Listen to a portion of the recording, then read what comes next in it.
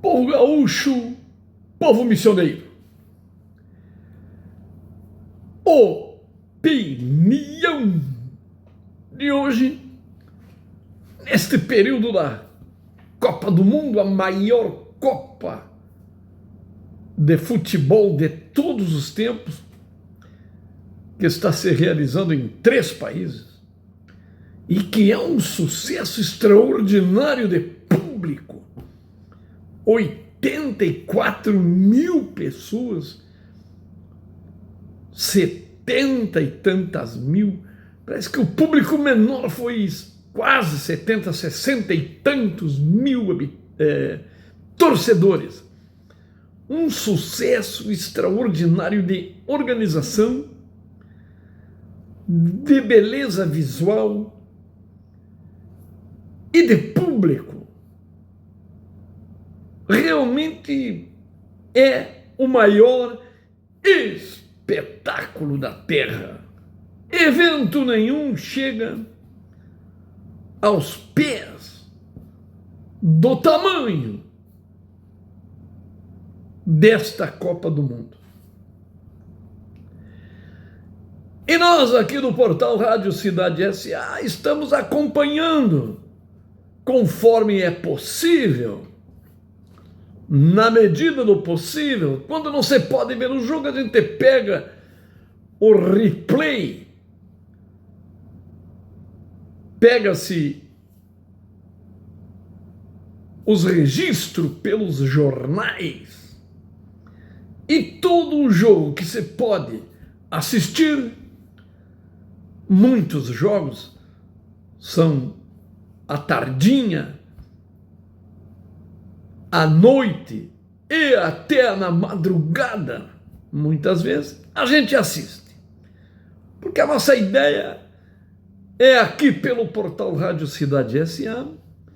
vivenciarmos juntos com os nossos telespectadores, que são milhares, este grande evento, dando as informações e a nossa opinião a respeito de tudo. Porque é o assunto do momento, é o que mais se fala nos jornais, nos rádios, nas televisões, nas redes sociais. É sobre futebol e este extraordinário evento, a Copa do Mundo. Dito isso, quero deixar aqui a minha opinião.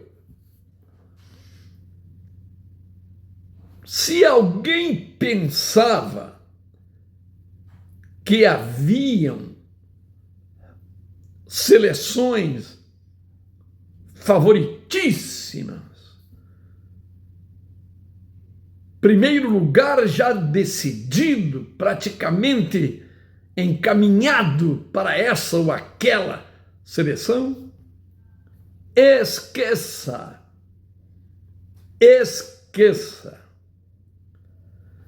A Espanha conseguiu empatar um jogo com uma seleção que não tinha nos prognósticos a mínima condição de empatar. Pelo contrário, dizia-se que a Espanha ia golear de não sei quanto lá. E outras grandes seleções enroscando o pala, como se diz nas missões no Rio Grande do Sul, enroscando o pala diante de pequenas seleções consideradas menores no ranking internacional. A Alemanha, que ganhou de 7-1 na abertura da Copa, quase empatou o jogo e poderia ter perdido o jogo para uma seleção que no ranking mundial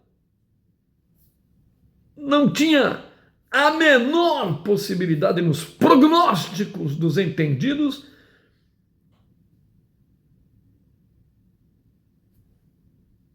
de não levar uma goleada da Alemanha, pois não levou uma goleada da Alemanha, esteve perdendo o jogo e ganhou por muito pouco.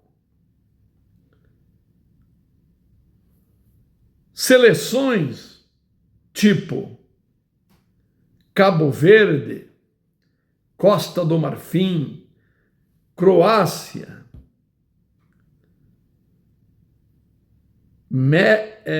o México mesmo, Japão,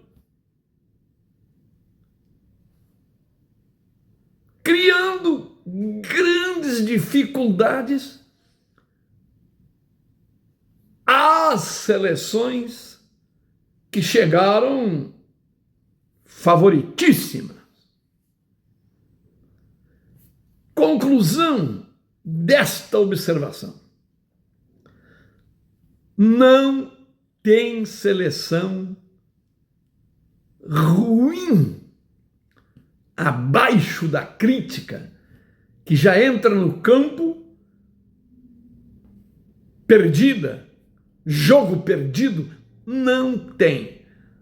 Todas as seleções estão demonstrando que tem futebol e bom futebol, e que todas representam um risco às favoritas. Está aí demonstrado. E é óbvio que isso seja assim. Por quê? Seleção do Cabo Verde, por exemplo. Na verdade, os jogadores da seleção do Cabo Verde quase toda joga na Europa.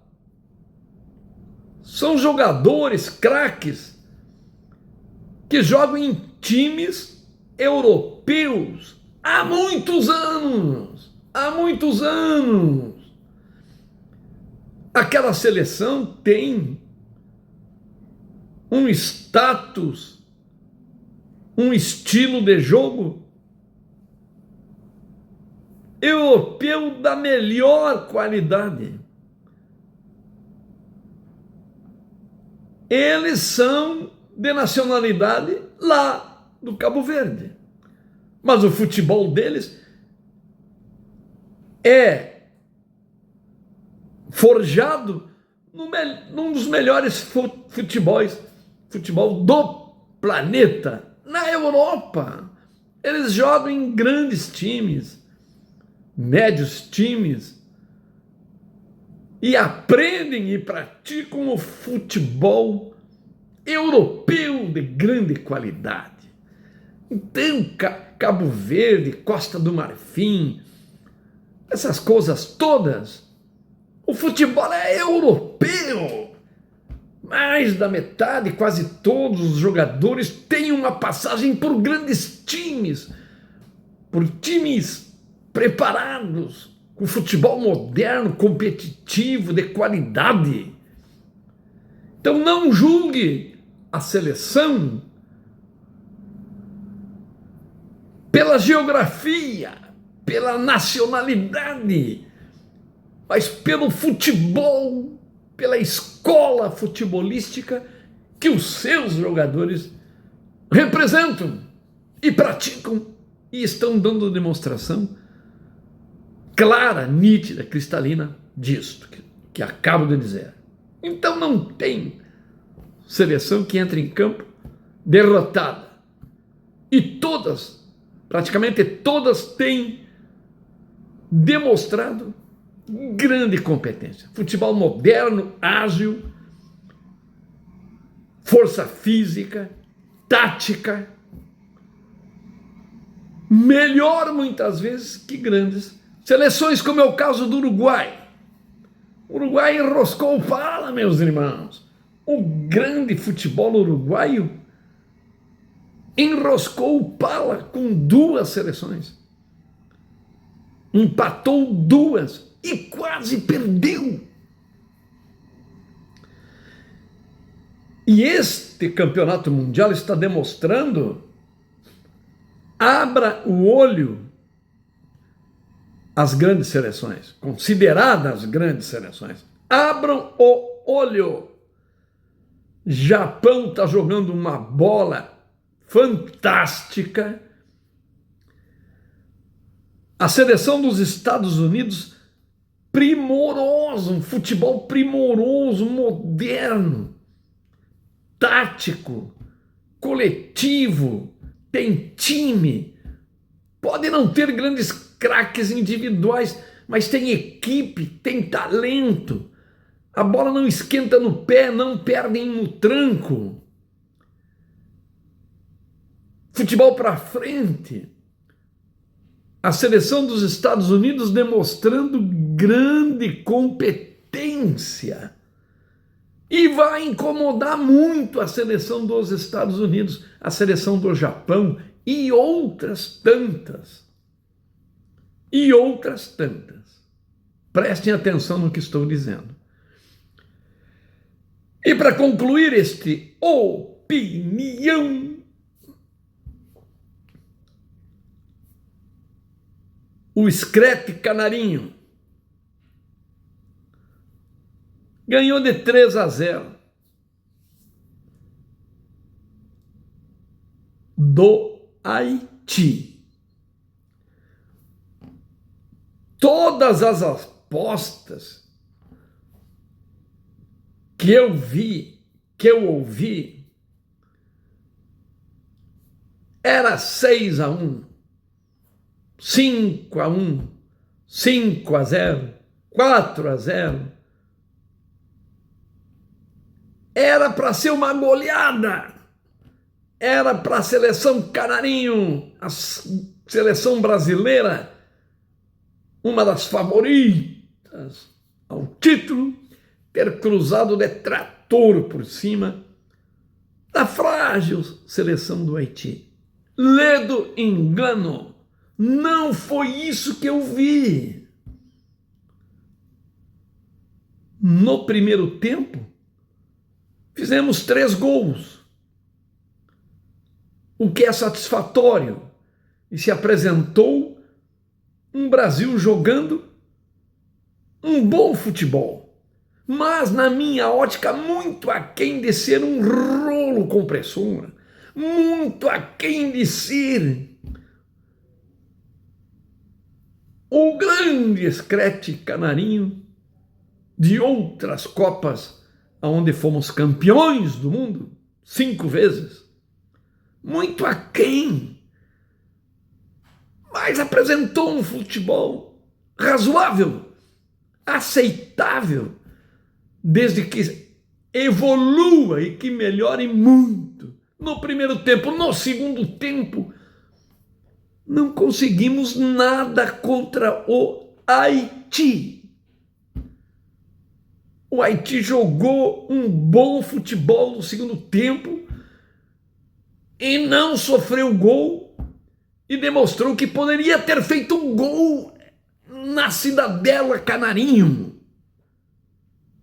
E não jogamos um futebol que me convenceu. Aliás, acredito que não tenha convencido ninguém que entenda um pouquinho, um mínimo de futebol. Não convenceu. A todos que estão me assistindo, lembram que antes de iniciar o campeonato mundial, eu chamava atenção por um detalhe. Endrick, Rafinha e os demais que jogam na linha de frente, tomem cuidado para não jogar em linha com a defesa adversária. Não joguem em linha, porque vocês vão ser pegos em impedimento. Pois fizemos 2 gols, Rafinha e Endrick, e os 2 gols, eles estavam de alguma forma impedidos, de impedimento. Não me ouviram, não me ouviram. Não joguem em linha. A moderna tecnologia flagra 1 milímetro do dedão do pé, da cabeça, do joelho, à frente do zagueiro. Então, que é óbvio, é cristalino, não dá para jogar em linha, tem que jogar um tanto atrás da zaga. Pouco, mas um tanto atrás da zaga. E tem que prestar atenção na jogada cuja bola ele está esperando e também no zagueiro. Não pode estar atrás do zagueiro, adelante do zagueiro, rumo ao gol. Tem que estar preservado um pouquinho na frente do zagueiro, marcando sim, corpo a corpo, mas à frente do zagueiro e nunca atrás, além da zaga. 2 gols é imperdoável numa Copa do Mundo. Isso pode ser decisivo. E eu venho dizendo isso desde antes de iniciar o campeonato, desde antes do primeiro jogo. E perdemos 2 gols exatamente porque não me ouviram. Mas será que o Ancelotti não ensina aquela gurizada? Será que não estão enxergando? E o Rafinha não jogou bem. De novo o Rafinha, que é um grande craque, um grande jogador, não jogou bem. E nós desejamos aqui do portal prontas, imediatas, rápidas, recuperação ao nosso guerreiro Rafinha. Mas a saída do Rafinha pode ter sido providencial. Ninguém deseja isso, obviamente. Mas agora vão ser obrigados a colocar o Endrick no lugar do Rafinha. E isso pode ser decisivo, desde que o Endrick respeite o impedimento. Jogue, como nós estamos dizendo aqui. Não estou convencido, mas esperançoso que o Brasil alinhe e nos traga o caneco do Hexa. É caneco do Hexa. Deixo um vídeo na sequência, um comentário que é exatamente na linha em que eu acredito. Ouçam o vídeo, assistam o vídeo e compartilhem para que tantos possam assistir e dar a sua própria opinião. Cultura é isso. É auscultar, é pesquisar, é assistir, é ler, é pensar e tirar as suas próprias conclusões de tudo. Assista o vídeo e compartilhe. Um abraço missioneiro e até a próxima quarta-feira, onde estaremos analisando certamente o jogo de hoje, né? Porque este vídeo, este Opinião está indo ao ar hoje, que é uma quarta-feira, e tem jogo da seleção brasileira. Até! Muitos não vão gostar do que eu vou dizer, mas eu vou falar mesmo assim. Se o Ancelotti não consertar isso agora, o Brasil pode dizer adeus à Copa do Mundo porque não ganha. Pode comemorar a vitória contra o Egito, pode comemorar o gol do Endrick, mas a verdade é que o Brasil passou sufoco contra um fraco Egito que jamais ganhou um jogo sequer em uma Copa do Mundo. Agora imagina quando enfrentar uma seleção de elite. Nesse vídeo eu vou explicar quais são os problemas do Brasil. Um dos problemas podemos consertar, o outro não existe solução. Mas antes de eu te dizer, já deixa logo o like no vídeo e, se possível, se inscreva em nosso canal para fortalecer nosso trabalho. Muito obrigado. Agora vamos falar a verdade. Do meio campo pra frente a seleção foi até bem, mas com uma exceção que eu vou te revelar no fim desse vídeo. Veja, Paquetá foi bem, trouxe mais criação ao time, Vini Júnior participou bastante, Rafinha apareceu, Luiz Henrique entrou voando e mostrou que briga por uma vaga, o Endrick entrou e fez o que centroavante bom faz, entrou e guardou. Agora vem o problema.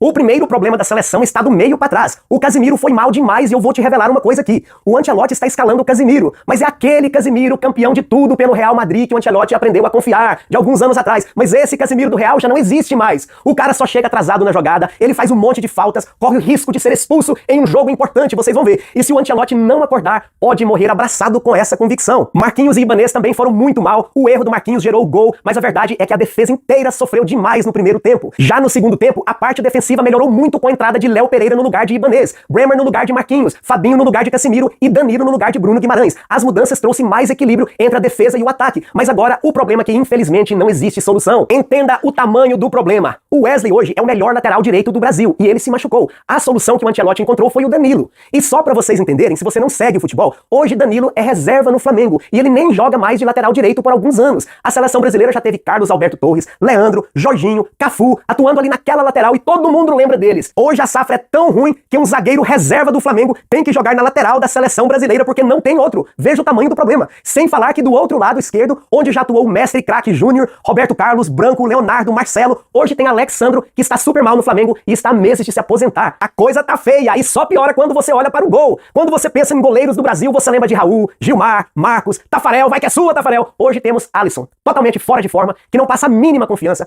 E no segundo tempo entrou o Everton, goleiro do Grêmio, e jogou muito melhor que Alisson. Pra vocês terem uma ideia, o Everton foi praticamente expulso do Palmeiras por causa das falhas. E mesmo assim, está melhor que Alisson, que é considerado titular da seleção brasileira. E a safra é ruim demais. Agora eu vou terminar o vídeo com uma pergunta que expõe um possível problema do ataque da seleção brasileira. Veja, pelo que você viu hoje em campo, esquece a Europa, esse tal de Igor Thiago que acharam por aí, o cara hoje foi mais lento do que uma geladeira. Ele errou tudo o que tentou. E a pergunta é o seguinte, você colocaria ele de titular no Flamengo no lugar de Pedro? Fala comigo aqui nos comentários. Muito obrigado, Flavida.